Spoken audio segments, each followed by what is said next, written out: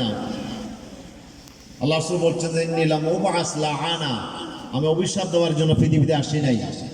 ইন্নামা বুইস্তু রাহমাতান, আমি রহমত হিসেবে পৃথিবীতে আবির্ভূত হয়েছি। সেই জন্য যাদের সহ্য হয় নাই কোরআনের মাহফিল, যাদের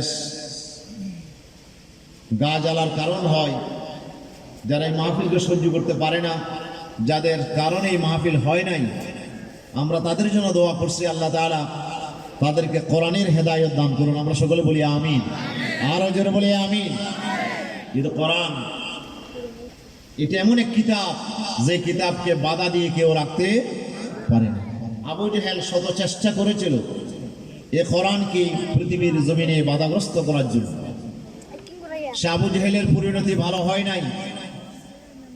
শুধু ভালো হয় নাই তা নয়, আল্লাহ তাআলা চরম জিল্লাতে দিয়ে তাকে বদরের ময়দানে আল্লাহ তাআলা দুনিয়া থেকে আল্লাহ তাআলা তাকে চিরবিদায় করে দিয়েছেন।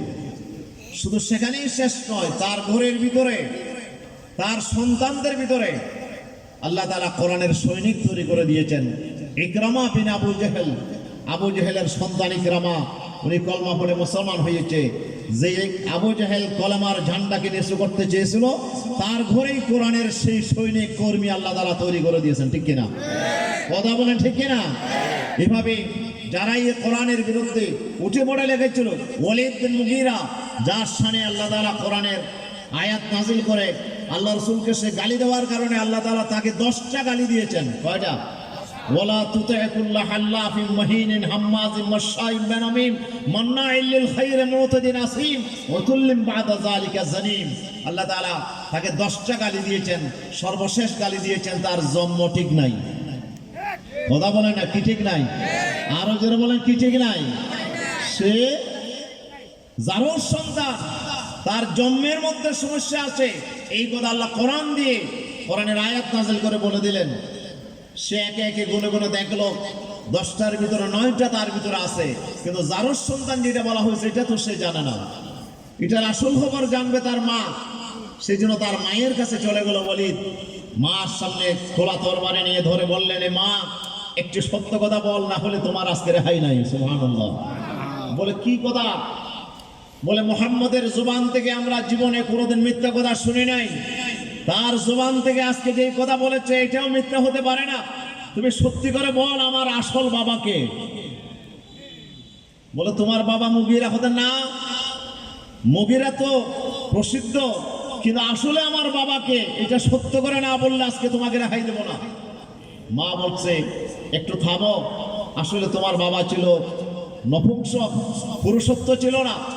তোমার বাবার ঘরে কোনো সন্তান হয় নাই, তোমার এত সম্পদ বাবার, এগুলো হয়তো হাতছাড়া হয়ে যাবে। এই কারণে আমি একটি রাখাল ছেলের সাথে মিলন হয়েছি, আর সেখানেই তোমার জন্ম হয়েছে। আসলে কথা ঠিক, কথা ঠিক কিনা?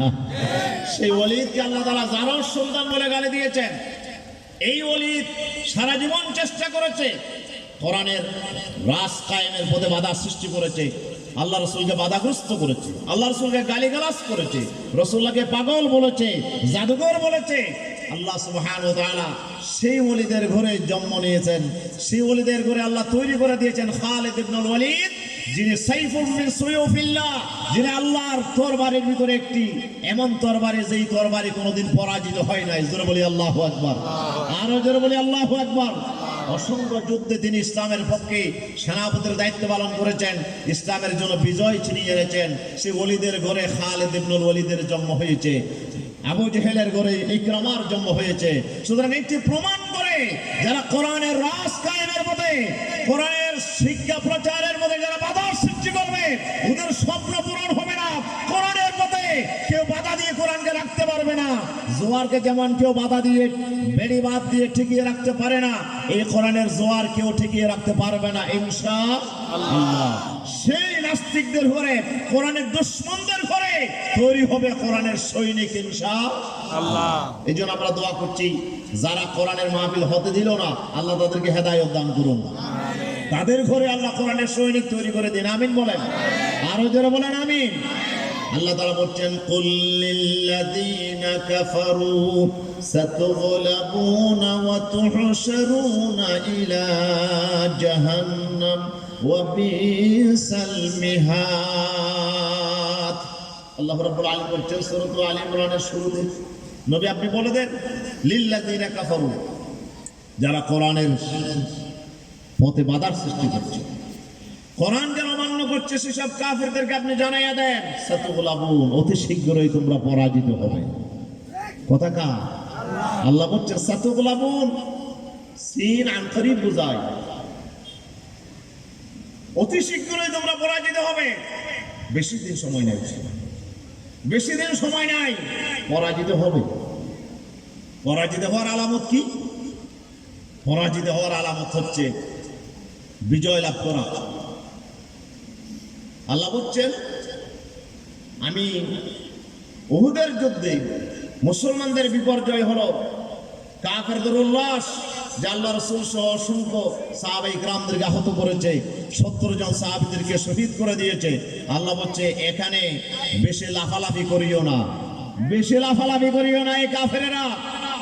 আমি আল্লাহ তাআলা উহুদের যুদ্ধে মুসলমানদেরকে বিজয় দিই নাই, তোমাদেরকে আমি মুসলমানদের বিপর্যয় হয়েছে, মুসলমানরা ক্ষয়ক্ষতির সম্মুখীন হয়েছে, তোমরা মনে করছো তোমরা বিজয়ী হয়েছো, না না, বেশি লাফালাফি করিও না। আমি আল্লাহ তাআলা ইসলামের প্রাসাদকে মজবুত করার জন্য, আমি ইসলামের এই ভিতকে মজবুত করার জন্য, যেমন একটা মজবুত বিল্ডিং এর জন্য আপনার কি দরকার? ফাউন্ডেশন, ভালো ফাউন্ডেশন না হলে মজবুত বিল্ডিং তৈরি হয় না। এখানে আপনার সয়েল টেস্ট করে, মাটি পরীক্ষা করে, কি করা হয়?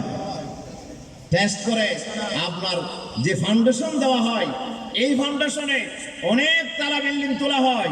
আল্লাহ তাআলা বলছে আমি ইসলামের এই প্রাসাদকে মজবুত করে গড়ে তোলার জন্য আমি ইসলামের প্রাসাদের নিচে অসংখ্য শহীদের তাজা রক্ত আমি আল্লাহ তাআলা ঢালার ব্যবস্থা করেছি, যেন ইসলামের প্রাসাদ আপনার সুন্দর সজীব, আপনার একটি সুউচ্চ প্রাসাদ যেন এখানে রচিত হয়, ইসলামের বিল্ডিং যেন তৈরি হয়। এই জন্য আমি এখানে শহীদের রক্ত ঝরিয়েছি। আর তোদেরকে আমি একটু সামান্য বাহ্যিক সাময়িক তোদেরকে বিজয় দিয়েছি, তোদেরকে আসলে ধ্বংস করে দেওয়ার জন্য, ঠিক কিনা?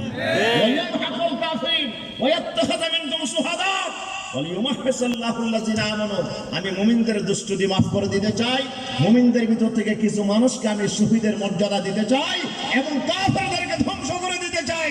এই জন্য আমি আল্লাহ তাআলা মুসলমানদেরকে ক্ষয়ক্ষতির সম্মুখীন করেছি উহুদের মাধ্যমে, ঠিক কিনা?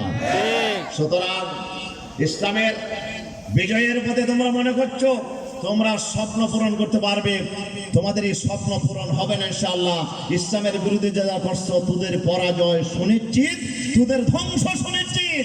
ইসলামের বিজয় হবে, যেহেতু এই জমিনে রক্ত ঝরেছে অসংখ্য শুহাদায়ে আজমাইনের, ঠিক কিনা? অসংখ্য শহীদের রক্ত এই জমিনে ঝরেছে। এই রক্ত কথা বলে, রক্ত কথা বলে। আল্লাহ তাআলা বলছে রক্ত যাদের ঝরবে জমিন আমি তাদের জন্য লিখে দেই। এই জমিন লিখে দেওয়া হবে ইনশাআল্লাহ কোরআনের সৈনিকদের জন্য, ঠিক কিনা বলে? এই জন্য ইসলামের বিজয় হবে। আগামীকালের সূর্যের উদয় যেমন সুনিশ্চিত, আগামীকাল সূর্যের উদয় যেমন হবেই হবে, ইসলামের বিজয়ের সূর্য উদিত হবে বাংলাদেশের জমিনে ইনশাআল্লাহ। ইনশাআল্লাহ। কথা বলেন ইনশাআল্লাহ। ইনশাআল্লাহ। আরো জোরে বলেন ইনশাআল্লাহ। ইনশাআল্লাহ। আশা আছে না নাই? কথা বলেন আশা আছে না নাই? রাত যত গভীর হয় সেটি বলে দেয় সূর্যের উদয় খুব নিকটে চলে আসছে, ঠিক কিনা? রাতের গভীরতাই বলে দেয় সুবের সাদেক বেশি দেরি নয়। সুতরাং আজকে জুলুমের যেই মাত্রা চলছে, এই জুলুম আমাদেরকে বলে দিচ্ছে রাতের এই অন্ধকার বেশিক্ষণ থাকবে না, অন্ধকার পরে আসবে ইসলামের সেই বিজয়ের সূর্য উদিত হবে ইনশাআল্লাহ। সেজন্য আমাদেরকে প্রস্তুতি নিতে হবে, আমাদেরকে সেজন্য সাহস এবং হিম্মত নিয়ে সামনে এগিয়ে যেতে হবে, ঠিক কিনা বলেন তো? এই জন্য আল্লামা ইকবাল বলেন सबक पढ़ो फिर अदालत का शुजाअत का, सबक पढ़ो फिर शुजाअत का, अदालत का, सखावत का, काम लिया जाएगा, काम तुझसे दुनिया की इमामत का। এর যুবক, তোমাকে নেতৃত্ব দিতে হবে। এই জমিনে ইসলামের বিজয় হবে। ইসলামের বিজয় লাভ করার পরে জমিনে তোমাকেই নেতৃত্ব দিতে হবে। এই জন্য তোমাকে এগিয়ে আসতে হবে, তোমাকে আবার শিক্ষা গ্রহণ করতে হবে, সবব করতে হবে। সাহসিকতা, তোমার ইনসাফের, সদাকতকা, আদালতকা, সুজাআতকা, সত্যতার এবং ইনসাফের, ন্যায়ের সবক তোমাকে নিতে হবে। আমানতদারিতার শিক্ষা তোমাকে নিতে হবে, তোমাকে সাহসিকতার শিক্ষা নিতে হবে, সামনে এগিয়ে আসতে হবে। সুতরাং আজকে যে সময় আসছে, আমরা আমার পূর্বে শরীয়তুল্লাহ ভাই আলোচনা করেছেন, আমাদেরকে ইবাদত করতে হবে কার? বলেন তো, ইবাদত করতে হবে কার? গোলামি করতে হবে কার? গোলামি যদি আমরা করতে পারি, দুনিয়াতেও শান্তি, মরণের পরও শান্তি, জান্নাত পাবো। তবে সেই গোলামি করার জন্য তাগুতকে ক্ষমতায় রেখে সেই গোলামি করা সম্ভব না, ঠিক কিনা?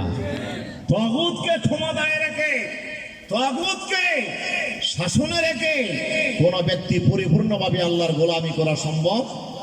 সেজন্য আল্লাহ তাআলা বলছেন, فمن يكفر بالطاغوت ويؤمن بالله فقد استمسك بالعروة الوثقى لا انفصام لها والله سميع عليم।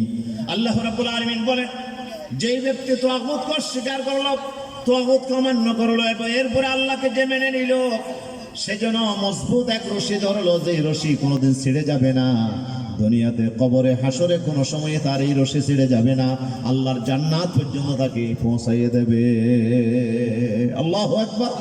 এই রশি ছিঁড়ে যাবে না। যদি আপনার তাগুতকে যদি আপনি অস্বীকার করতে পারেন, এরপরে যদি আল্লাহকে বিশ্বাস করতে পারেন, তাগুতকে অমান্য করে আল্লাহর গোলামিকে যদি আপনি গ্রহণ করতে পারেন, তাহলে সেটা এমন এক রশি, যেই রশি ছেড়ে যাবে না, আপনাকে জান্নাত পর্যন্ত পৌঁছাই দেবে। এই জন্য আমরা যদি সত্যিকার গোলামি করতে চাই, তাহলে আমাদেরকে সিদ্ধান্ত নিতে হবে, আমরা কি আল্লাহর গোলামি করব না তাগুতের গোলামি করব? গোলামি হবে কার? বলেন তো, গোলামি হবে কার? এই গোলামের পরিবেশ তৈরি করার জন্য আমাদেরকে সিদ্ধান্ত নিতে হবে। এই গোলামের পরিবেশ কারা তৈরি করবে? কে ভূমিকা রাখবে? আমার বিশ্বনবী এসেছিলেন এই জমিনে, রাসূলুল্লাহকে প্রশ্ন করা হয়েছে, আপনি কেন পৃথিবীতে আসলেন? আপনি কেন পৃথিবীতে আসলেন? রাসূল সাল্লাল্লাহু আলাইহি সাল্লাম বললেন, বুইস্তু লিকাসরিল আসনাম, আমাকে আল্লাহ তাআলা পাঠিয়েছেন আল্লাহ বিরোধী যত শক্তির গোলামি করা হয়, যত দেবতার পূজা করা হয়, সমস্ত দেবতার সেই স্বপ্ন প্রসাদকে ভেঙে গুঁড়িয়ে দিয়ে আল্লাহর সেই ওয়াহদানিয়তের রাজ কায়েমের জন্য আল্লাহ আমাকে পাঠিয়েছেন, ঠিক কিনা? রাসূল সাল্লাল্লাহু আলাইহি ওয়াসাল্লাম আমাকে মূর্তি ভেঙে দিয়ে, মূর্তির রাজত্ব শেষ করে দিয়ে আল্লাহর রাজত্ব কায়েম করার জন্য আল্লাহ আমাকে পাঠিয়েছেন। রাসূল সাল্লাল্লাহু আলাইহি ওয়াসাল্লাম যে আল্লাহর ইবাদতের যে পরিবেশ কায়েম করার জন্য আল্লাহ রাসূল যে আন্দোলন করেছিলেন, আর সেই আন্দোলনে সবচেয়ে বেশি ভূমিকা রেখেছিল।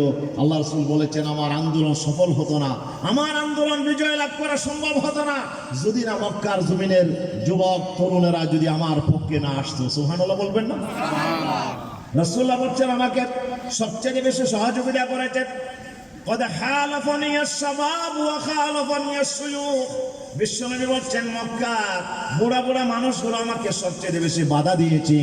কোরআনের রাজ কায়েমের পথে, আল্লাহর ইবাদতের পরিবেশ কায়েমের পথে আমাকে সবচেয়ে বাধা দিয়েছে মক্কার বুড়া বুড়া মানুষেরা। আর মক্কার তরুণ যুবক যারা ছিল, তারা সবচেয়ে বেশি আমাকে সহযোগিতা করেছে।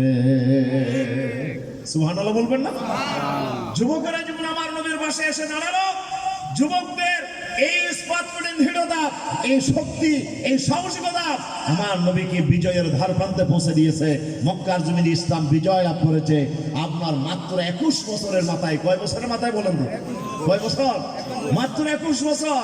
বিশ্বনবী মক্কার 13 বছর, মদিনার 8 বছর, 21 বছর পরে 10,000 যুদ্ধ নিয়ে যেই দেশ থেকে, যে এলাকা থেকে আমার নবীকে বের করে দেওয়া হয়েছিল, আমার নবীকে ঘরঘেরাও করে যেখানে নবীকে হত্যা করার চেষ্টা করা হয়েছিল, সেই মক্কা আল্লাহ তাআলা ঘোষণা করছিলেন, নবীরে আপনি পেরেশান হবেন না, ইন্নাল্লাযী ফারাদা আলাইকাল কুরআন লারাদুকা ইলা মিআদ।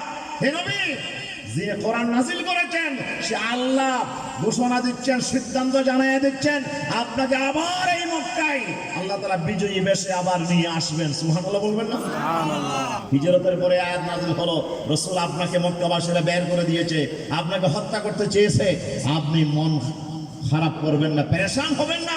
আপনাকে আবার আমি আল্লাহ বিজয়ী বেশে মক্কায় নিয়ে আসবো। বেশি দিন সময় লাগে নাই। মদিনায় যাওয়ার পরে মাত্র 8 বছর, মাত্র কয় বছর? প্রথম 13 বছর, এরপর 8 বছর, এই 21 বছর পরে আমার বিশ্বনবীকে আল্লাহ তাআলা মক্কার জমিনে আবার ফিরে আসার, মক্কার জমিনে এসে 10,000 সৈন্য নিয়ে বিনা যুদ্ধে ওরা মক্কা বিজয় করে মক্কার ক্ষমতা, পুরো আরবের ক্ষমতা আমার নবীর কদমের নিচে এনে দিয়েছেন কে? আরো জোরে বলেন না কে?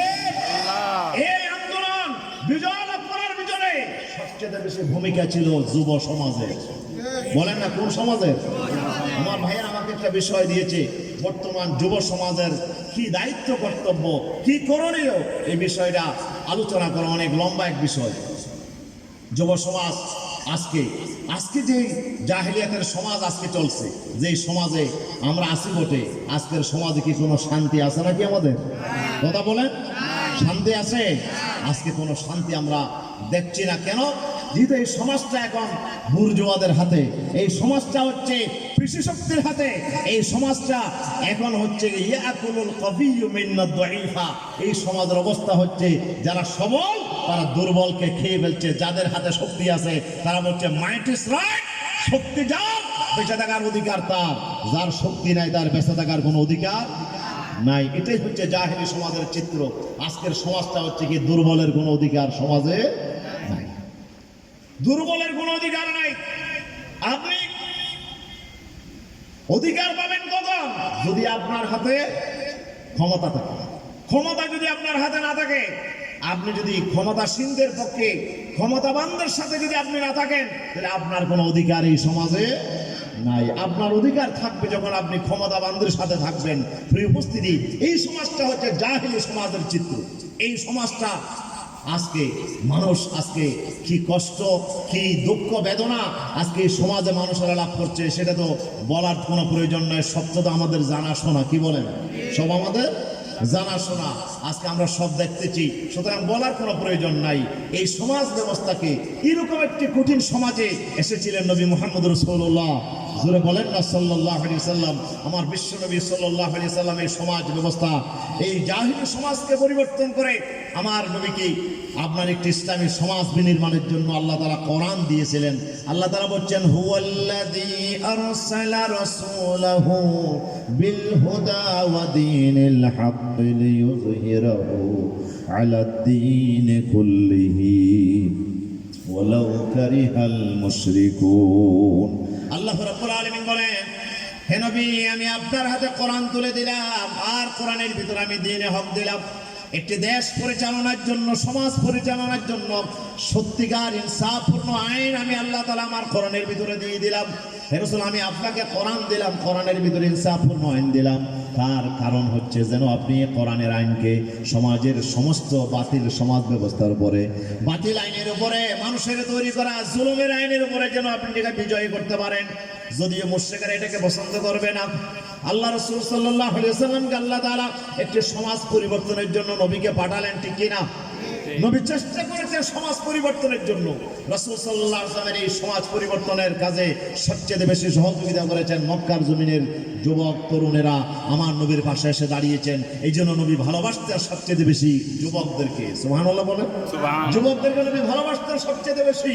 আমার বিশ্বনবীর দরবারে আসলো এক তরুণ যুবক, রাসূলের দরবারে টয়টম্বুর হয়ে গেছে, সবাই বসে গেছে, এক যুবক বসার জায়গা পায় নাই। তার নাম ছিল আব্দুল্লাহ বিন জিলি রাদিয়াল্লাহু তাআলা আনহু। রাসূল সাল্লাল্লাহু আলাইহি ওয়াসাল্লাম বেশি দেরি করলেন না, উনি ওনার নিজের চাদর মোবারকটা আব্দুল্লাহর দিকে নিক্ষেপ করে বলেন, আব্দুল্লাহ, আমার চাদরের উপর বসো। আল্লাহু আকবার। সিদ্দিক আকবর বলছে, আজকে আব্দুল্লাহ বিজলি মতো যুবক যদি আজকে আমি হতাম, রাসূলের চাদর মনে হয় আমি ভিজে যেতাম। সুবহানাল্লাহ। রাসূল সাল্লাল্লাহু আলাইহি ওয়াসাল্লাম যুবকদেরকে সবচেয়ে ভালোবাসতেন, যুবকদেরকে রাসূলুল্লাহ এত মুহাব্বত করতেন যে রাসূল সাল্লাল্লাহু আলাইহি ওয়াসাল্লামের সাথে আল্লাহ রাসূল যুবকদেরকে, আল্লাহ রাসূল রাখতেন যুবকদেরকে, রাসূলুল্লাহ এত মুহাব্বত করতেন, ভালোবাসতেন। রাসূল সাল্লাল্লাহু আলাইহি ওয়াসাল্লামের আন্দোলনে সবচেয়ে বেশি ভূমিকা রেখেছে সেই যুবক তরুণেরা। রাসূলের উপরে যারা ঈমান এনেছিল, বুড়া মানুষের চাইতে রাসূলের উপর ঈমান আনার সেই মুসলমানদের সংখ্যা বেশি পরিমাণে ছিল যুবক তরুণেরা। হযরত সিদ্দিক আকবর যখন ইসলাম কবুল করছে তখন ওনার বয়স ছিল 38। হযরত ওমর যখন ইসলাম কবুল করছে তখন ওনার বয়স ছিল 32। হযরত ওসমান যখন ইসলাম কবুল করছে তখন ওনার বয়স ছিল 20-এর উপরে। হযরত আলী কারামাল্লাহর বয়স ছিল 10। এভাবে কিশোর যুবকেরা আমার নবীর উপরে কলমা পড়ে মুসলমান হয়েছে। এরপরে তাদের সমস্ত চেষ্টা প্রচেষ্টা আল্লাহর নবীর সাথে ওনার ইসলামের জন্য তারা কোরবান দিয়েছেন। এই জন্য ইসলামের বিজয় হয়েছে। এই জন্য আজকের এই সমাজকে যদি আমরা পরিবর্তন করতে চাই তাহলে যুবক তরুণদেরকে এগিয়ে আসতে, যুবকদেরকে আমার আল্লাহ তাআলা ভালোবাসেন। আল্লাহ রাসূল সাল্লাল্লাহু আলাইহি ওয়াসাল্লাম বলেছেন 7 প্রকার মানুষকে আল্লাহ তাআলা আরশের নিচে ছায়া দান করবে। তার ভিতর বুখারী শরীফের হাদিসে এসেছে, বিশ্বনবী বলেছেন 2 নাম্বার। 1 নাম্বার হচ্ছে ইমামুন আদিল, সত্যিকার ইনসাফ, আপনার ন্যায় প্রতিষ্ঠাকারী নেতা। আল্লাহ তাআলা তাকে 1 নম্বরে রাখবেন। আর এই নেতাকে যারা সহযোগিতা করেছে এই সব যুবকদেরকে আল্লাহ রাসূল বলেছেন তাদেরকে আল্লাহ তাআলা 2 নম্বরে আরশের নিচে ছায়া দান করবেন। জোরে বলি আল্লাহু আকবার। সম্পূর্ণ সাফি ইবাদতিল্লাহ, আল্লাহর ইবাদতে যারা তাদের যৌবনকাল কাটিয়েছে, আল্লাহর গোলামিকে যারা গ্রহণ করে নিয়েছে, যে সব যুবকেরা আল্লাহ তাদেরকে সবচেয়ে বেশি সম্মানিত করবেন কিয়ামতের দিন, আরশের নিচে ছায়া দান করবেন। আলহামদুলিল্লাহ বলবেন না? আর জোরে বলেন আলহামদুলিল্লাহ। তরুণ যুবকদেরকে আল্লাহ ভালোবাসেন, রাসূল ভালোবাসেন এবং তাদের মর্যাদা এত বেশি যে আল্লাহ তাআলা যত পয়গম্বর পাঠিয়েছেন কোন বুড়া মানুষকে আল্লাহ পয়গম্বর পাঠায় নাই। আল্লাহ তরুণ যুবকদেরকে আল্লাহ তাআলা নবুয়তের দায়িত্ব দিয়েছেন, ঠিক কিনা? ওয়াতাইনাহুল হুকমা সাবিয়্যা, আল্লাহ তাআলা বলছে এই কিশোরটাকে, এই যুবকটাকে আমি আল্লাহ তাআলা নবুয়তের দায়িত্ব দিলাম।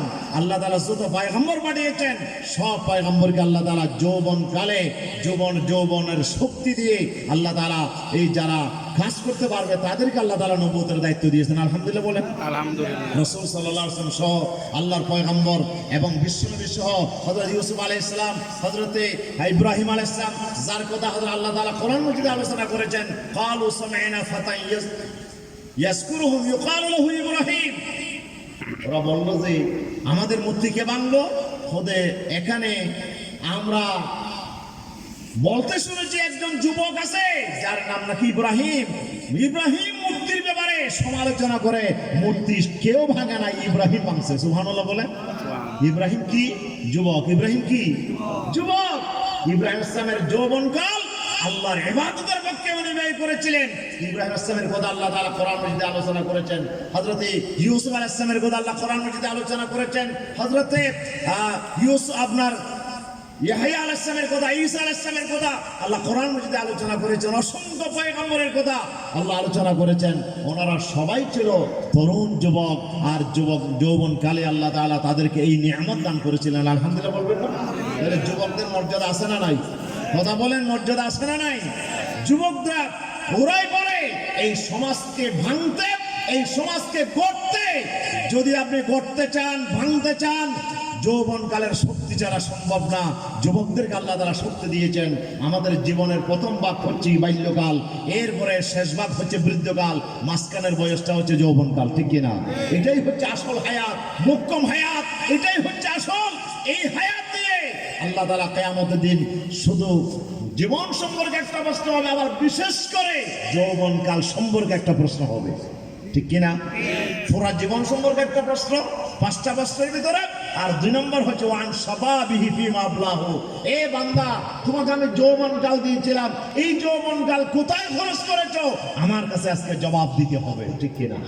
এই যুবকদেরকে আল্লাহ তাআলা মর্যাদা যেমন দিয়েছেন, যুবকদের দায়িত্ব বেশি। এই যৌবনকালে একটা মানুষ নষ্ট হওয়ার জন্য কিছু দরকার নাই, যৌবনকালে যথেষ্ট। এই জন্য আরবের এক কবি বলছেন, ইন্নাশ শাবাবা ওয়াল ফারাগা ওয়াল জাদা মাফসাদাতুন লিল মারই আইয়ু মাফসাদা।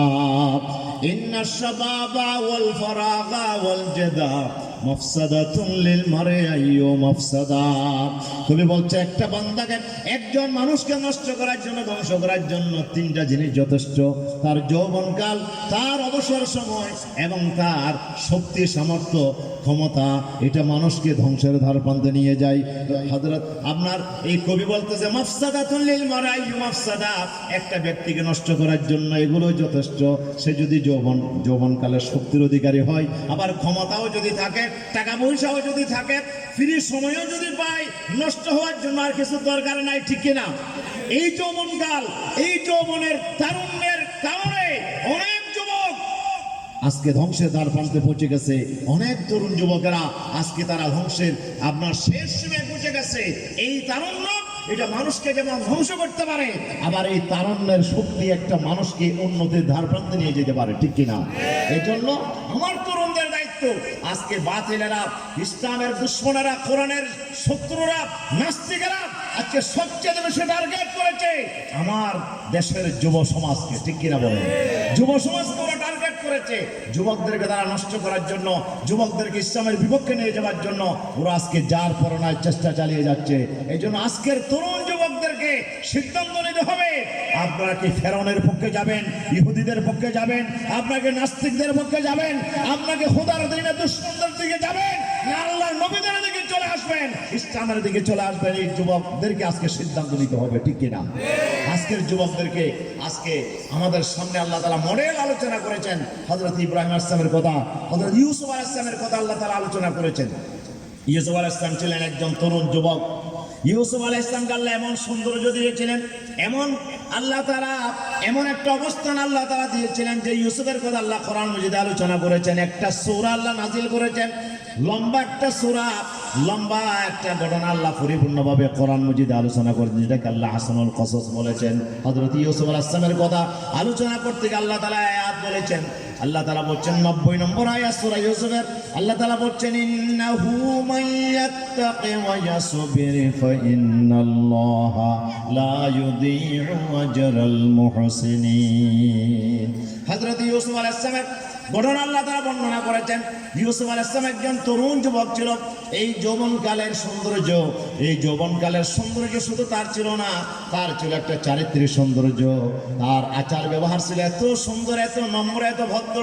হযরত ইউসুফ আলাইহিস সালাম ছিল পয়গম্বরের ছেলে, পয়গম্বরের নাতি। সুবহানাল্লাহ বলেন। করিম ইবনুল করিম, ইবনুল করিম, উনি নিজেও পয়গম্বর, ওনার বাপও পয়গম্বর, ওনার দাদাও পয়গম্বর, দাদাও পয়গম্বর। সুবহানাল্লাহ বলেন না?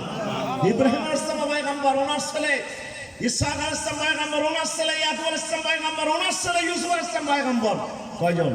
ওনার মতো পৃথিবীতে এরকম আর কাউকে পাবেন না যিনি আপনার বংশ পরস্পরায় তিনি পয়গম্বর। আল্লাহু আকবার। বংশ পরস্পরায় পয়গম্বর, এতগুলো পয়গম্বর আল্লাহ তাআলা ওনার এই বংশে আল্লাহ তাআলা দিয়েছিলেন। ইউসুফ আলাইহিস সালাম উনি শুধু তার বাহ্যিক অবয়ব শুধু সুন্দর ছিল না, চেহারা সুন্দর ছিল না, তার চরিত্র ছিল তার চাইতে বেশি সুন্দর।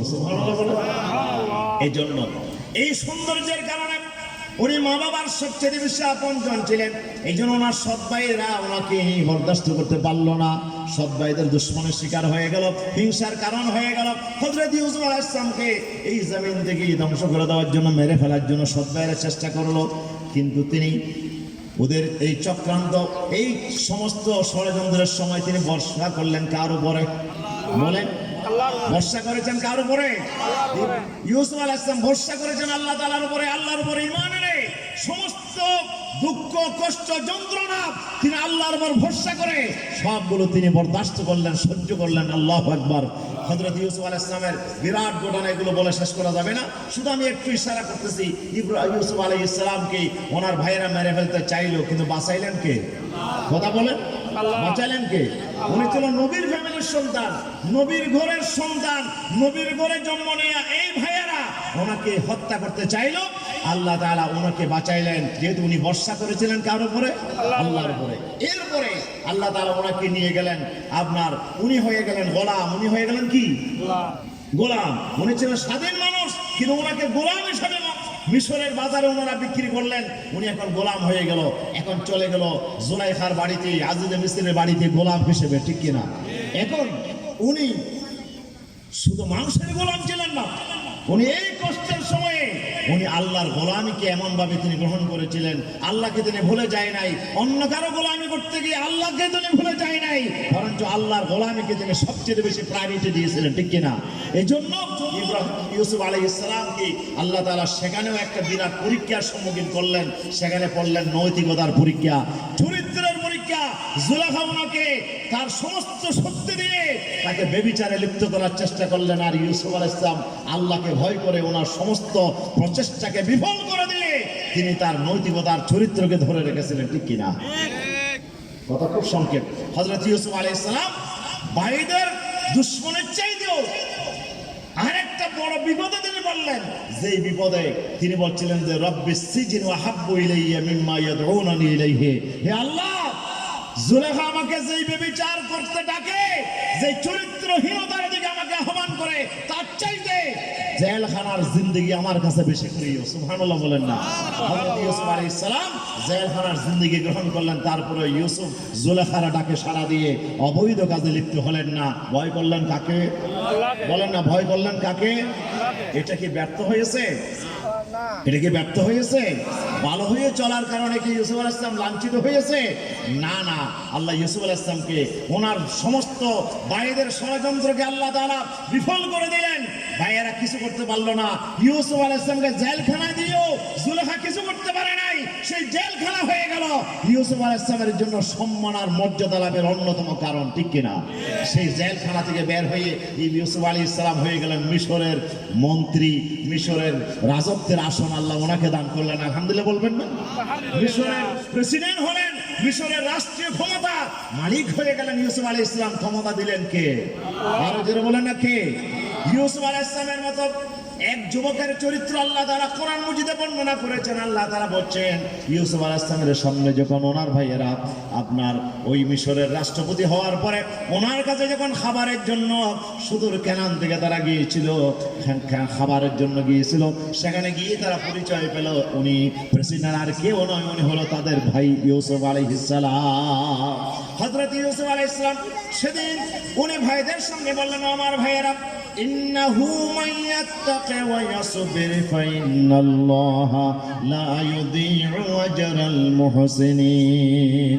ও আমার ভাইয়েরা শোনো, যে আল্লাহকে ভয় করে আর ধৈর্য ধারণ করবে, সেই লোকের জন্য আল্লাহ তাআলা তার কোনো ভবিষ্যৎ আল্লাহ তাআলা নষ্ট করবেন না, বরঞ্চ এই সব ভালো কাজ যারা করবে, আল্লাহকে ভয় করে যারা ধৈর্য ধারণ করে যারা ময়দানে টিকে থাকবে, আল্লাহ রাব্বুল আলামিন তাদের জন্য একটি এমন জীবন রেখে দিয়েছেন, তাকে আল্লাহ তাআলা ধ্বংস করতে দেবেন না, তাকে আল্লাহ তাআলা নষ্ট হতে দেবেন না, তার পুরস্কার আল্লাহ তাআলা নষ্ট করবেন না।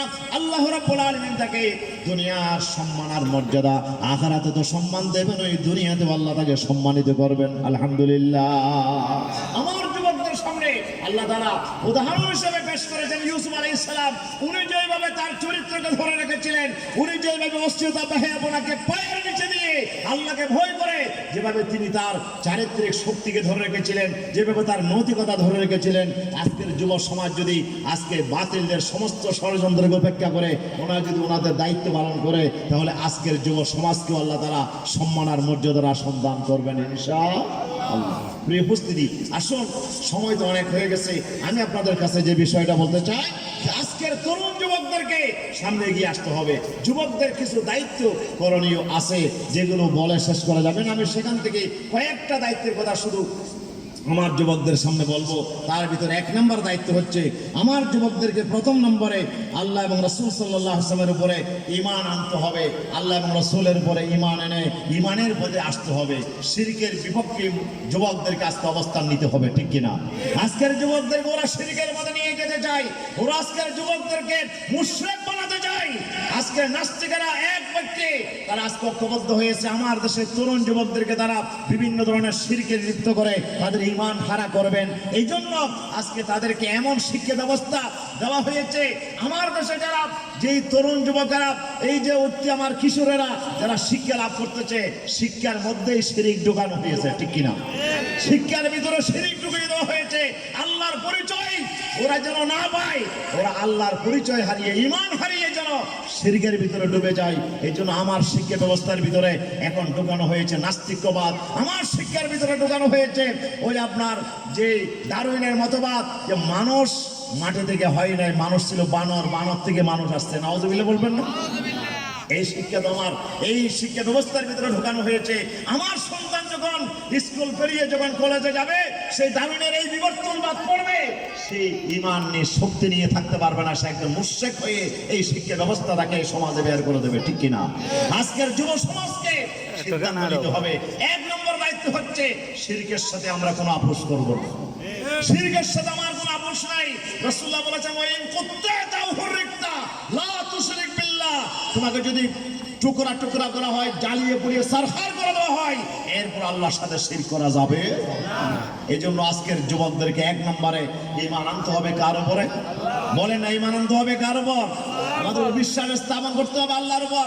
ইব্রাহিম আলাইহিস সালাম যেভাবে আল্লাহর উপর ঈমান এনেছিলেন, এমন ঈমান এনেছিলেন যে ওনাকে আগুনের ভিতরে অগ্নিকুণ্ড নিক্ষেপ করার পরেও উনি ওনার ঈমান ছাড়া হয় নাই, উনি সেখানেও ঈমান আপনার ঈমানের বহিঃপ্রকাশ করেছেন। অগ্নিকুণ্ডে উনি গেছেন, তিনি ঈমান ছাড়া হয় না, ঈমান হারা হয় না, ঠিক কিনা? আগুনের বই ঈমান ছেড়ে দেয় নাই, উনি আগুনকে গ্রহণ করে নিয়েছিলেন, বরণ করে নিয়েছিলেন, আল্লাহর উপর ঈমান আনে। আল্লাহ তাআলা বলছিলেন, ইয়া নারু কুনি বারদান ওয়া সালামুন আলা ইব্রাহিম, এই ইব্রাহিম ভয় করো না, আমি আছি।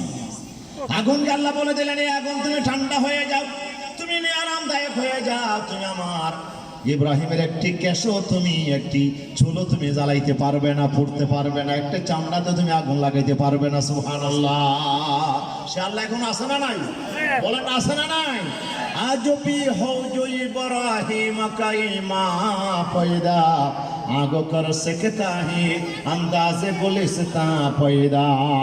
আল্লাহ ইকবাল বলছে, এখনো যদি ইব্রাহিমের মতো সেই ইমানের শক্তির যদি আজকে অধিকারী কোনো যুবক যদি তৈরি হয়, আল্লাহর কোরআন সাক্ষী দিচ্ছে ইব্রাহিম আলাইহিস সালাম যেমন দমাতে পারে নাই, আগুন ওনাকে পরাস্ত করতে পারে নাই, আজকের কোন ষড়যন্ত্র আজকের যুবকদেরকে ইসলামের বিপক্ষে নিয়ে যেতে পারবে না, বরঞ্চ ঈমান তাকে মজবুত করে হকের উপরে অটল রাখবে। সেই অগ্নিকুণ্ডের জন্য জান্নাতের বাগান হয়ে যাবে ইনশাআল্লাহ। সে আল্লাহ এখনো আছে না নাই? সুতরাং এক নম্বর দায়িত্ব হচ্ছে আমার যুবকদেরকে ঈমানের শক্তি নিয়ে সামনে এগিয়ে আসতে হবে, ঠিক কিনা? যাবতীয় শিরকের সাথে আপনার সম্পর্ক ছিন্ন করে ঈমানের প্রতি আমাদেরকে যুবকদেরকে এগিয়ে আসতে হবে। প্রিয় উপস্থিতি, দুই নম্বর যে দায়িত্বটা আমার যুবকদের জন্য, সেটি হচ্ছে আমার যুবকদেরকে আজকে দুই প্রকার শিক্ষা। এক প্রকার শিক্ষা হচ্ছে নাস্তিকতার শিক্ষা, ওহীবিহীন শিক্ষা, যে শিক্ষায় বস্তুবাদ শিক্ষা দেওয়া হয়, সেখানে আল্লাহর কোরআনের কোনো শিক্ষা নাই, আখিরাতের কোনো শিক্ষা নাই, দুনিয়াবাদী বস্তুবাদী শিক্ষা। আরেকটি হচ্ছে বস্তুবাদী নয়, বরঞ্চ আখিরাতের শিক্ষা, পরকালের শিক্ষা, পরকালমুখী শিক্ষা। আল্লাহর কোরআনে আল্লাহ ওহী ভিত্তিক একটা ইলম আল্লাহ দান করেছেন, ঠিক কিনা? ওহীর ইলম অর্জনের জন্য আমার যুবকদেরকে আজকে সিদ্ধান্ত নিতে হবে। হযরত আব্দুল্লাহ বিন আব্বাস যেভাবে, অন্যান্য সাহাবায়ে কিরাম যেভাবে রাসূল থেকে কোরআনের ইলম অর্জন করার জন্য যেভাবে জীবন বাজি রেখে ওনারা যেভাবে কষ্ট করেছেন, আজকের যুবকদেরকে সিদ্ধান্ত নিতে হবে আমরা বস্তুবাদী জ্ঞান নয়, আমরা কোরআনের ইলম অর্জন করবো ইনশাআল্লাহ, ঠিক কিনা? কোরআনের জ্ঞান অর্জন করবো, কোরআনকে আমাদের জ্ঞানের সবক হাসিলের জন্য একমাত্র কিতাব হিসেবে আমরা গ্রহণ করব। কোরআনের ইলম অর্জন করার জন্য যুবকদেরকে আজকে সিদ্ধান্ত নিতে হবে, দুই নাম্বার। তিন নাম্বার হচ্ছে আজকের যুব সমাজকে যেই দায়িত্ব নিতে হবে, সেটি হচ্ছে তাকওয়া অর্জন করা, আল্লাহকে ভয় করে চরিত্রকে রক্ষা করে তাকওয়ার শক্তিতে বলিয়ান হতে হবে আজকের যুব সমাজকে ইনশাআল্লাহ। প্রিয় উপস্থিতি, হযরত ইউসুফ আলাইহিস সালাম যেভাবে আল্লাহকে ভয় করে চলেছিলেন, হযরতে ইব্রাহিম আলাইহিস সালাম, হযরতে এই যে আসহাবে কাহফ যারা আল্লাহকে ভয় করে যেভাবে চলেছিলেন, এরকম তাকওয়ার আপনার গুণে গুণান্বিত হয়ে আজকের যুবককে সামনে এগিয়ে আসতে হবে। আমরা ভয় করব একমাত্র কাকে? বলেন না, ভয় করব কাকে? আল্লাহ ছাড়া কোনো নেতাকে নয়, কোনো নেত্রীকে নয়, কোনো সরকারকে নয়, কোনো পুলিশ মিডিয়ার রেপকে নয়। আমরা ভয় করব একমাত্র কাকে? আল্লাহকে ভয় করে সামনে দিয়ে যাব। হকের উপরে আমরা কায়েম থাকবো, হক নিয়ে আমরা থাকবো, হক নিয়ে আমরা বাঁচবো, হক নিয়েই আমরা জীবনে মৃত্যুবরণ করবো, ঠিক কিনা? এই সিদ্ধান্ত নিয়ে আল্লাহকে ভয় করে যদি আমরা সামনে এগিয়ে যেতে পারি, ইনশাআল্লাহ এই যুবকেরাই হবে জান্নাতের মেহমান, এরাই হবে জান্নাতের আপনার অধিকার ইনশাআল্লাহ। এই জন্য তিন নম্বর যেটা অর্জন করতে হবে, সেই জন্য হযরত ইউসুফ আলাইহিস সালামের মতো, হযরত ইব্রাহিম আলাইহিস সালামের মতো তাকওয়া, পরহেজগারি, আপনার সে আল্লাহর ভয় তাদেরকে অর্জন করতে হবে। চার নম্বর যে বিষয়টা বলতে চাই, আজকে আমার তরুণ যুবকদেরকে তাদেরকে আজকে নষ্ট করার জন্য সবচেয়ে বেশি ভূমিকা রাখতেছে অসৎ সঙ্গ। এই যে বিভিন্ন দলীয় আপনার এমন ফাঁদ বসানো হয়েছে, আজকের যুবকদেরকে আপনার জোর করে তাদের দলে নিয়ে যাচ্ছে, যে ওদের সাথে ওঠা বসা করে, তাদের সাথে পার্টিতে গিয়ে তাদের সাথে মদ পান করতেছে, তাদের সাথে আপনার ফ্রি মিক্সিং করতেছে, আপনার তাদের সাথে ওঠা বসা করে বিভিন্ন নারীদের সাথে সংমিশ্রণে যাচ্ছে। আজকে আমার যুবকদেরকে চরিত্র নষ্ট করার জন্য এই যে অসৎ সঙ্গের যে ফাঁদ বসানো হয়েছে, এখান থেকে আমার যুবকদেরকে আপনার সতর্ক থাকতে হবে, ঠিক কিনা? অসৎ সঙ্গের চাইতে সৎ সঙ্গ, রাসূলুল্লাহ বলেছেন আল ওয়াহদাতু খায়রুম মিনাল জালিসিস সুয়ে ওয়াল জালিসুস সালিহু খায়রুম মিনাল ওয়াহদা। এই যুবকরা, অসৎ সঙ্গের চাইতে একাকী থাকা ভালো। আর রাসূল বলেছেন, আর একাকী থাকার চাইতে ভালো সঙ্গী যদি তুমি পাও, একাকী থাকার চাইতে ভালো সঙ্গীর সাথে উঠা বসা করো, ঠিক কিনা? এই জন্য যুবকদেরকে আজকে 4 নম্বর যে দায়িত্ব, সেটি হচ্ছে অসৎ কোন সঙ্গীর সাথে, যেই সঙ্গী নামাজ পড়ে না, যেই সঙ্গী আল্লাহকে ভয় করে না, যেই সঙ্গী ইসলাম মানে না, যেই সঙ্গী মদ পান করে, আপনার জানাবে বিচার করে, অশ্লীলতা বেহায়াপনায় মেতে উঠেছে, এই ধরনের কোন সঙ্গীকে সঙ্গী বানানো যাবে না। সঙ্গী বানাইতে হবে একজন নামাজীকে, সঙ্গী বানাইতে হবে কোরআনের সৈনিকদেরকে, সঙ্গী বানাইতে হবে আল্লাহ যারা ভয় করে, এই সমস্ত জাতীয় যুবকদেরকে আপনার সঙ্গী বানাইতে হবে, ঠিক কিনা? প্রিয় উপস্থিতি, 4 নম্বর দায়িত্ব হচ্ছে অসৎ সঙ্গ থেকে আমার যুবক সমাজকে ফিরে আসতে হবে, ভালো সঙ্গী গ্রহণ করতে হবে, যারা নামাজ পড়ে, কোরআন পড়ে, ইসলাম পড়ে, ইসলামের পক্ষে দাওয়াত দেয়, এই ধরনের যুবকদের সাথে উঠা বসা করতে হবে, এদের সাথে চলাফেরা করতে হবে, তাহলে আমার যুবকদের চরিত্র রক্ষা হবে ইনশাআল্লাহ। 5 নম্বর, আমার দেশের যুবকদেরকে নষ্ট করার জন্য 5 নম্বর যেটি আপনার সবচেয়ে বেশি কারণ, সেটি হচ্ছে অশ্লীলতা বেহায়াপনা। আজকে আমার মিডিয়া, ফেসবুক, আপনার এই যে সামাজিক মিডিয়াতে এমনভাবে পর্ণ বিজ্ঞাপন দেওয়া হচ্ছে, এমনভাবে বাংলাদেশে আপনার প্রতিটা সেকেন্ডে যে সমস্ত জেনা ব্যভিচারগুলো আজকে হচ্ছে, এই পর্ণ মিডিয়া দিয়ে আমার দেশের যুব সমাজের চরিত্র নষ্ট করার জন্য চেষ্টা চলতেছে।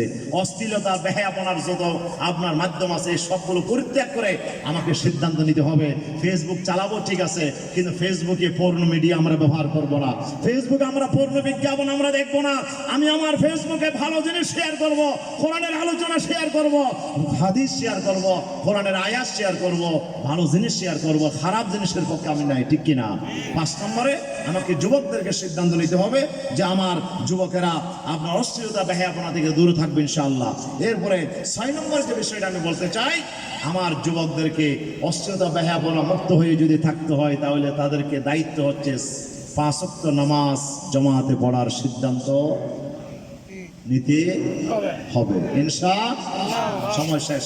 যা সালাত তানহা আনিল ফাহশাই ওয়াল মুনকার, আল্লাহ তাআলা বলছে যাবতীয় অশ্লীলতা বেহায়াপনা থেকে একজন মানুষকে ফিরে রাখতে পারে, এটার নাম হচ্ছে নামাজ। এটার নাম কি? নামাজ। এই জন্য যুবকদেরকে কি করতে হবে? নামাজি হতে হবে। আমার তরুণ যুবকদেরকে নামাজি বানাইতে হবে। আমার অভিভাবকদের দায়িত্ব হচ্ছে আপনার সন্তানকে নামাজি বানাইতে হবে। নামাজ পড়ছে কিনা এটার খবর আপনাকে রাখতে হবে, ঠিক কিনা? আপনার ছেলেকে যদি আপনি নামাজি বানাইতে পারেন, আপনার ছেলে যদি নামাজ পড়ে, ইনশাআল্লাহ আপনার ছেলে কোনোদিন বিপদে যাবে। এই জন্য 6 নম্বর যেটি দায়িত্ব, আমার যুবকদেরকে 5 ওয়াক্ত নামাজ পড়ার জন্য আজকে থেকে সিদ্ধান্ত গ্রহণ করতে হবে। রাজি আছে কিনা? রাজি আছে কিনা? নামাজ পড়তে পারবো তো ইনশাআল্লাহ? 5 ওয়াক্ত নামাজ পড়া যাবে তো ইনশাআল্লাহ? কে কে রাজি আছে? একটু আমার যুবক ভাইয়ের একটু দুহাত তুলে আমরা দেখাই। আজকে থেকে আমরা নামাজ ছাড়বো না ইনশাআল্লাহ। আল্লাহ আমাদের যুবকদেরকে হাত কবুল করুন, জোরে বলি আমিন। আমার যেসব মুরব্বীরা হাত তুলেছেন, আল্লাহ তাদের হাতও কবুল করুন, আমিন বলেন। যতদিন আল্লাহ বাঁচায় রাখবো 5 ওয়াক্ত নামাজ আমরা পড়বো ইনশাআল্লাহ। এরপরে 7 নম্বর যে বিষয়টা, সেটি হচ্ছে কোরআন মাজিদকে আমাদের জীবনের সঙ্গী বানাইতে হবে। আমাদের সঙ্গী হবে কি? বলেন না, আমাদের সঙ্গে হবে কে? যখন সময় পাবো তখনই আমি সাথে সাথে কোরআন পড়বো ইনশাআল্লাহ। আমার এমন কোনো দিন যাবে না যেদিন আমি কোরআনের একটা আয়াত হলো বুঝে পড়বো না। প্রত্যেকটা দিন আর রাতে একটা আয়াত হলো আমাকে বুঝে পড়তে হবে। কোরআনকে আমার জীবনের সঙ্গী বানাইতে হবে। তাহলে রাসূল বলছেন কোরআন আপনার কবরের সঙ্গী হবে, হাসরের মাঠে কোরআন আপনার সঙ্গী হবে ইনশাআল্লাহ। এই জন্য আসুন 7 নম্বর যে বিষয়টা, কোরআনকে আমাদের জীবনের সঙ্গী বানাইতে হবে। 8 নম্বরে হালাল রিজিক উপার্জন করতে হবে, হারাম ইনকামে জড়ানো যাবে। আজকের যুবকদেরকে বলা হচ্ছে আসো আসো আমার বাড়িতে আসো, চাঁদাবাজি করতে পারবে, মাস্তানি করতে পারবে। হ্যাঁ, প্রত্যেকটা দোকান থেকে তুমি চাঁদাবাজি করে চাঁদা তুলে আমরা লাখ লাখ কোটি কোটি টাকার মালিক হব, ইয়াবা ব্যবসা করব, টেন্ডারবাজি করব। এইভাবে করে আজকের যুবকদেরকে পেটের ভিতরে হারাম ঢুকিয়ে দিয়ে তাদেরকে আজকে জাহান্নামের উপযুক্ত বানানো হচ্ছে, ঠিক কিনা?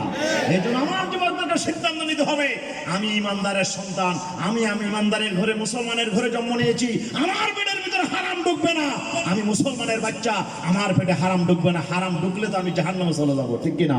এই জন্য সিদ্ধান্ত নিতে হবে কি হালাল ইনকাম করতে হবে, হালাল পয়সা ইনকাম করতে হবে।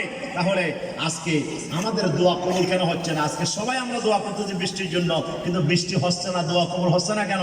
আমাদের পেটের ভিতর হারাম, আমাদের পেটের ভিতর কি হারাম, আমরা হারাম গিয়ে যত দোয়া করি না কেন কোনো দোয়া কবুল হবে না। এই জন্য আসল হারাম বর্জন করতে হবে, হালাল খাইতে হবে, হালাল জীবিকা অর্জন করতে হবে। এরপরে 9 নম্বর, আমার যুবকদেরকে সামাজিক দায়িত্ব পালন করতে হবে। আজকের বেশি গরমের পিছনে কারণ হচ্ছে আমাদের সমাজে গাছের সংখ্যা কমছে না বাড়তেছে? বলেন, গাছ কি কমতেছে না বাড়তেছে? গাছ নিধন করা হচ্ছে, বৃক্ষ নিধন করা হচ্ছে, এই কারণে আজকে গরম বেশি বাড়তেছে। আমরা যদি এই গরম থেকে বাঁচতে চাই, আমার যুবকদেরকে দায়িত্ব নিতে হবে সামাজিক বিপ্লব করার। সেই দায়িত্ব কি? আমার যুবকদেরকে সিদ্ধান্ত নিতে হবে আমরা 1000 গাছ লাগাবো, একজন 100 করে গাছ লাগাবো। আমরা যদি আজকে গাছ লাগানোর জন্য একটা আন্দোলন করতে পারি এবং সামাজিক যে কোনো কাজে আমার যুবকরা যদি এগিয়ে আসে, ইনশাআল্লাহ সমাজ একটি পরিবর্তন আশা করা যায়, ঠিক কিনা? এরপরে 10 নম্বরে যে বিষয়টা বলবো সেটি হচ্ছে শাহাদাতের তামান্না নিয়ে আমার যুবকদেরকে সামনে এগিয়ে আসতে হবে। হারামের বিরুদ্ধে, অন্যায়ের বিরুদ্ধে আপনাকে প্রতিবাদী হয়ে সমাজে আপনাকে এগিয়ে আসতে হবে। যেখানেই মন্দ সেখানে আপনাকে প্রতিবাদ করতে হবে। প্রয়োজনে জীবন যাবে, শহীদ হব, শহীদ হলে দুনিয়াতেও লাভ, আখিরাতেও লাভ, ঠিক কিনা? শহীদের মর্যাদা নিয়ে আমার সেই ইমানদারে, আমার পূর্বে অসংখ্য দ্বীনের সৈনিকেরা যেভাবে শাহাদাতের নাজরানা পেশ করেছেন, আমাকে আপনাকেও শাহাদাতের মর্যাদা লাভ করে সামনে এগিয়ে যেতে হবে। প্রয়োজনে শহীদ হব, এর বড় বাতিলের কাছে মাথা নত করবো না, অন্যায়ের সামনে মাথা নত করবো না ইনশাআল্লাহ। এই জন্য এই সবক নিয়ে যদি আমার যুবকেরা সামনে এগিয়ে আসতে পারে, ইনশাআল্লাহ আজকের এই মাহফিল হবে সফল, আজকের মাহফিল হবে সার্থক। আমার যুবকদেরকে আল্লাহ দ্বারা এইভাবে এগিয়ে আসার আল্লাহ আমাদেরকে তৌফিক দান করে, জোরে বলি আমিন, আরো জোরে বলি আমিন। আমার প্রধান মেহমান এসে গেছেন, হুজুরের সামনে আসলে ওনাকে বসিয়ে রেখে এতক্ষণ আলোচনা করা ঠিক নয়। তারপর আমি বিষয়ের আলোকে 2টি কথা আপনাদের খেদমতে রাখার জন্য শুধু পয়েন্টগুলো আমি আপনাদের কাছে বলেছি। আমার যুবকদেরকে আল্লাহ তারা সবচেয়ে ভালোবাসেন, রাসূল সবচেয়ে ভালোবাসেন। আমার যুবকরাই হবে হযরত ইউসুফ আলাইহিস সালামের উত্তরসূরি, খালিদ ইবনে ওলীদের উত্তরসূরি। আমার যুবকরা হবে হযরত ওমরের উত্তরসূরি, আমার যুবকরা হবে হযরত হাসান এবং হোসাইনের উত্তরসূরি। আসুন আমার যুবকদেরকে আল্লাহ তাআলা জান্নাতের সর্বোচ্চ মাকাম দেবেন ইনশাআল্লাহ, যদি আমরা আমার যুবকদেরকে সেভাবে গড়ে তুলতে পারি। এবং এই যে ধরনের একটা যুবক যদি আমার পেটে হয়, তাহলে এই সন্তানের উসিলায় আপনিও যাবেন জান্নাত ইনশাআল্লাহ, ঠিক কি না? মুরব্বীরা বলছেন আমরা তো শেষ, না না শেষ নয়। আপনি আপনার সন্তানকে এইভাবে গড়ে তোলেন, আপনার নাতিকে এইভাবে গড়ে তোলেন। আপনি যদি কোরআনের সৈনিক হিসাবে আপনার বংশে একজন সৈনিক তৈরি করতে পারেন, ইনশাআল্লাহ তার উসিলায় আপনাকেও আল্লাহ জান্নাত দান করবেন। আসুন আমরা আমাদের সন্তানগুলোকে কোরআনের সৈনিক হিসেবে তৈরি করি। আল্লাহ আমাদেরকে কবুল করুন, জোরে বলি আমিন। হাযা মা ইনদি ওয়াল ইলমু ইনদাল্লাহ, সুবহানাকাল্লাহুম্মা ওয়া বিহামদিকা আশহাদু আল্লা ইলাহা ইল্লা আনতা আস্তাগফিরুকা ওয়া আতুবু ইলাইক। আসসালামু আলাইকুম ওয়া রাহমাতুল্লাহি ওয়া বারাকাতুহু।